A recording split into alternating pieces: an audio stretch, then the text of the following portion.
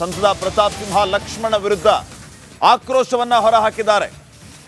ಸುಳ್ಳು ಟೀಕೆಗಳನ್ನ ಮಾಡ್ತಾ, ಸುಳ್ಳು ಆರೋಪಗಳನ್ನ ಮಾಡ್ತಾ ಇಡೀ ಮೈಸೂರಲ್ಲಿ ಈತ ಓಡಾಡ್ತಾ ಇದ್ದಾನೆ. ಈತನ ವಿರುದ್ಧ ನಾನೇ 2 ಕ್ರಿಮಿನಲ್ ಕೇಸ್ಗಳನ್ನ ದಾಖಲು ಮಾಡಿದ್ದೇನೆ, ಈತನನ್ನ ಜೈಲಿಗೆ ಕಳಿಸ್ತೀನಿ ಅಂತ ಪ್ರತಾಪ್ ಸಿಂಹ ವಾಗ್ದಾಳಿಯನ್ನ ನಡೆಸಿದ್ದಾರೆ. ಇಷ್ಟು ದಿನ ಈತ ಒಕ್ಕಲಿಗರ ವಿರುದ್ಧ ಅವಹೇಳನ ಮಾಡ್ತಾ ಇದ್ದ, ಈಗ ನಾನು ಒಕ್ಕಲಿಗ ಅಂತ ಹೇಳ್ತಾ ಇದ್ದಾನೆ.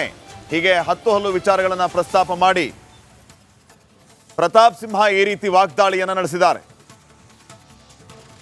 ಮಾತಿದ್ರೆ ಸಭೆ ಸಮಾರಂಭದಲ್ಲಿ ಯಾರ್ಯಾರು ಒಕ್ಕಲಿಗ ಲೀಡರ್ಗಳಿದ್ರು, ಅದು HD ದೇವೇಗೌಡರು ಇರ್ಬೋದು, ಕುಮಾರಣ್ಣ ಇರ್ಬೋದು, ಸದಾ ನಿಂದಿಸುವಂತ ಕೆಲಸವನ್ನು ಮಾಡಿದ. ನನ್ನ ಬಗ್ಗೆ ಅವಹೇಳನಕಾರಿಯಾಗಿ ಮಾತಾಡ್ತಿದ್ದ ಮನುಷ್ಯ, ವೈಯಕ್ತಿಕವಾಗಿ ದಾಳಿ ಮಾಡುವಂಥದ್ದು. ಹಾಗಾಗಿ ಕೋರ್ಟ್ಗೆ ಹೋಗಿ ಕೋರ್ಟ್ PCR ಹಾಕಿದ್ರೆ ಪ್ರೈವೇಟ್ ಕಂಪ್ಲೇಂಟ್ ರಿಜಿಸ್ಟರ್ ಮಾಡಿದ್ದೀನಿ, ಬರೆದಿಟ್ಕೊಳ್ಳಿ. ಆ ಮನುಷ್ಯ ನಾನು ಒಳಗಡೆ ಕಳಿಸ್ತೀನಿ, ಆ ಮನುಷ್ಯ ನಾನು ಒಳಗಡೆ ಕಳಿಸ್ತೀನಿ, ಆ ಮನುಷ್ಯ ನಾನು ಒಳಗಡೆ ಕಳಿಸ್ತೀನಿ.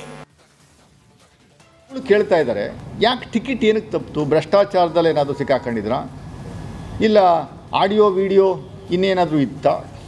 ಇಲ್ಲ ಪಾರ್ಲಿಮೆಂಟ್ ಬಾಂಬ್ ವಿಚಾರದಲ್ಲಿ ಏನಾದರೂ ನಿಮಗೇನು ಸಮಸ್ಯೆ ಆಗಿತ್ತಾ? ಇಲ್ಲ ನಿಮ್ಗೆ ನೋಟಿಸ್ ಕೊಟ್ಟಿದ್ರಾ? ಇಲ್ಲ ನಿಮ್ಗೆ ಕರೆದು ನಿಮ್ಗೆ ಹೇಳಿದ್ರಾ? ಏನು ಎತ್ತ ಅನ್ನುವಂಥದ್ದು ಜನಗಳು ಕೇಳ್ತಾ ಇದ್ದಾರೆ. ನಾನು ಪ್ರಾಮಾಣಿಕವಾಗಿ ಹೇಳ್ತಾ ಇದ್ದೀನಿ, ಪ್ರತಾಪ್ ಸಿಂಹ ಅವರೇ ಅಭ್ಯರ್ಥಿ ಅಂತ ತಲೆಯಲ್ಲಿಟ್ಕೊಂಡು ಕಳೆದ 1.5-2 ವರ್ಷದಿಂದ ನಿರಂತರವಾಗಿ ನಾನು ಕೆಲಸ ಮಾಡಿಕೊಂಡು ನಮ್ಮ ಮುಖಂಡರುಗಳನ್ನು, ಮಾನ್ಯ ಸಿದ್ದರಾಮಯ್ಯನವ್ರನ್ನ ಮತ್ತು DK ಶಿವಕುಮಾರ್ ಅವ್ರನ್ನ ನಾನು ಅವ್ರನ್ನ ಮನವಿ ಮಾಡಿಕೊಂಡು ದಯಮಾಡಿ ನನಗೆ ಟಿಕೆಟ್ ಕೊಡಿ ಸರ್, ಅವನ ವಿರುದ್ಧ ಹೋರಾಟ ಮಾಡುವಂಥದ್ದಕ್ಕೆ, ಅವರ ವಿರುದ್ಧ ಹೋರಾಟ ಮಾಡುವಂಥದ್ದಕ್ಕೆ ನಾನು ಸೂಕ್ತ ಅಭ್ಯರ್ಥಿ ಅಂತ ಜನಗಳು ಮಾತಾಡ್ತಾ ಇದ್ದಾರೆ ಅಂತ ನಾನು ಪ್ರತಾಪ್ ಸಿಂಹ ಅವರೇ ಅಭ್ಯರ್ಥಿ ಆಗ್ತಾರೆ ಅಂತ ಪಟ್ಟಿಡಿದು ಟಿಕೆಟ್ ತಗೊಂಬರುವಂಥ ಕೆಲಸವನ್ನು ಮಾಡಿದೆ. ಆದರೆ ಪ್ರತಾಪ್ ಸಿಂಹ ಅವರು ಇಟ್ ವಿಕೆಟ್ ಔಟ್ ಆಗೋದ್ರಲ್ಲ. 2 ಕ್ರಿಮಿನಲ್ ಕೇಸ್ ಹಾಕಿದ್ದೀನಿ. ಇಂತಹ ವ್ಯಕ್ತಿಗಳು ಇವತ್ತು ಬಂದು ಜಾತಿಯ ತಮಟೆಯನ್ನು ಬಾರಿಸ್ತಾ ಇದ್ದಾರೆ. ದಯವಿಟ್ಟು ಎಚ್ಚರದಿಂದ ಇರಿ, ಇದು ಜಾತಿ ಅಲ್ಲ, ಇವತ್ತು ದೇಶ ಮುಖ್ಯ. ಶಿವಮೊಗ್ಗದಲ್ಲಿ ಶಕ್ತಿ ಪ್ರದರ್ಶನಕ್ಕೆ ಮುಂದಾಗಿದ್ದಾರೆ. KS ಈಶ್ವರಪ್ಪ ಸಮಾವೇಶವನ್ನ ಮಾಡಿ ಶಕ್ತಿ ಪ್ರದರ್ಶನ ಮಾಡೋದಕ್ಕೆ ಮುಂದಾಗಿದ್ದಾರೆ. ಅಲ್ಲಿ ಗ್ರಾಮೀಣ ಭಾಗ ಹಾಗೂ ನಗರ ಭಾಗಗಳ ಕಾರ್ಯಕರ್ತರ ಸಮಾವೇಶವನ್ನ ಮಾಡ್ತಾರಂತೆ. ರಾಷ್ಟ್ರಭಕ್ತರ ಬಳಗ ವತಿಯಿಂದ ಈಶ್ವರಪ್ಪ ಸಮಾವೇಶ ಮಾಡ್ತಾರಂತೆ. ಮಗನಿಗೆ ಟಿಕೆಟ್ ತಪ್ಪಿರೋ ಹಿನ್ನೆಲೆಯಲ್ಲಿ ಈಶ್ವರಪ್ಪ ಬಂಡಾಯ ಎದುರ್ತಕ್ಕಂಥದ್ದು, ಸ್ವತಂತ್ರ ಸ್ಪರ್ಧೆ ಮಾಡ್ತೀನಿ ಅಂತ ಹೇಳಿದ್ದಾರೆ. ಆ ಹಿನ್ನೆಲೆಯಲ್ಲಿ ಸಾಲು ಸಭೆಗಳನ್ನು ಮಾಡ್ತಾ ಇದ್ದಾರೆ. ಇನ್ನು ಸಮಾವೇಶದಲ್ಲಿ ಪಾಲಿಕೆಯ ಮಾಜಿ ಸದಸ್ಯರು ಹಾಗೂ ಇತರೆ ಕಾರ್ಯಕರ್ತರು ಭಾಗಿಯಾಗ್ತಾ ಇದ್ದಾರೆ.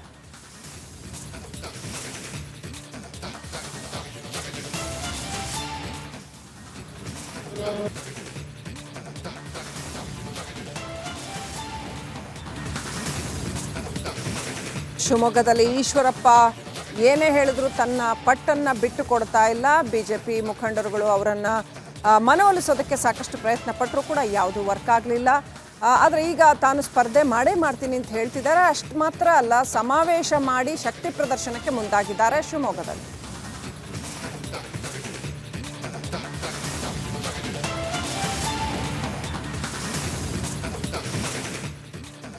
ಶಿವಮೊಗ್ಗ ಲೋಕಸಭಾ ಅಖಾಡ ದಿನದಿಂದ ದಿನಕ್ಕೆ ರಂಗೇರ್ತಾ ಇದೆ. ಪತ್ನಿ ಗೀತಾ ಶಿವರಾಜ್ ಕುಮಾರ್ ಪರ ಹ್ಯಾಟ್ರಿಕ್ ಇರೋ ಶಿವರಾಜ್ ಕುಮಾರ್ ಭರ್ಜರಿ ಪ್ರಚಾರವನ್ನ ನಡೆಸ್ತಾ ಇದ್ದಾರೆ.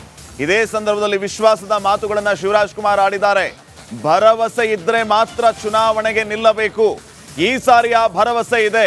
ಹೋದಲ್ಲಿ ಬಂದಲ್ಲಿ ಒಳ್ಳೆ ರೆಸ್ಪಾನ್ಸ್ ಸಿಗ್ತಾ ಇದೆ, ಪಾಸಿಟಿವ್ ವೈಬ್ ಇದೆ. ಈ ಸಾರಿ ಗೆಲ್ತಾರೆ, ಶಿವಮೊಗ್ಗದಲ್ಲಿ ಒಳ್ಳೆ ಕೆಲಸವನ್ನ ಮಾಡ್ತಾರೆ ಅಂತ ಹೇಳಿ ಪತ್ನಿ ಪರ ವಿಶ್ವಾಸದ ಮಾತುಗಳನ್ನು ಆಡಿದ್ದಾರೆ ಹ್ಯಾಟ್ರಿಕ್ ಹೀರೋ ಶಿವರಾಜ್ ಕುಮಾರ್.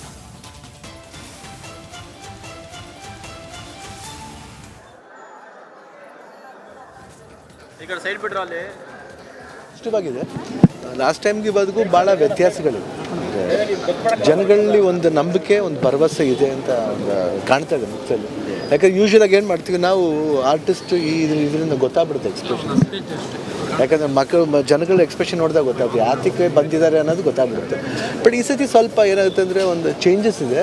ಅಂದರೆ ಅವ್ರ ಮುಖದಲ್ಲಿ ಒಂದು ಬದಲಾವಣೆ ಬೇಕು ಅನ್ನೋ ಒಂದು ಭರವಸೆ ಇದೆ. ಯಾಕಂದರೆ ಎಲ್ಲರೂ ಅವಕಾಶಕ್ಕೋಸ್ಕರ ನೋಡ್ತಾರೆ. ಅವಕಾಶ ಬಂದಾಗ ಬೇರೆಯವ್ರು ಏನು ಮಾಡ್ಬೋದು ಅನ್ನೋದನ್ನ ಇದು ಮಾಡ್ತಾರೆ. ಅದೇ ರೀತಿಯಲ್ಲಿ ಗೀತಿನ ವಿಷಯದಲ್ಲಿ ಆಗುತ್ತೆ ಅಂತ ಒಂದು ವೋಟ್ ಕ್ರೌಡ್ ಬಂದ ತಕ್ಷಣ ವೋಟ್ ಆಗುತ್ತೆ ಅಂತಲ್ಲ. ಅಂದರೆ ಅವ್ರ ಮುಖದಲ್ಲಿ ಆ ಭರವಸೆ ಬರಬೇಕು, ನಂಬಿಕೆ. ಯಾವಾಗಲೂ ಫಸ್ಟ್ ಅಫೆಕ್ಷನಿಂದ ಗೆಲ್ಲಬೇಕು, ಅಫೆಕ್ಷನ್ ಜೊತೆಲಿ ಆ ಟ್ರಸ್ಟ್ ಬೇಕು.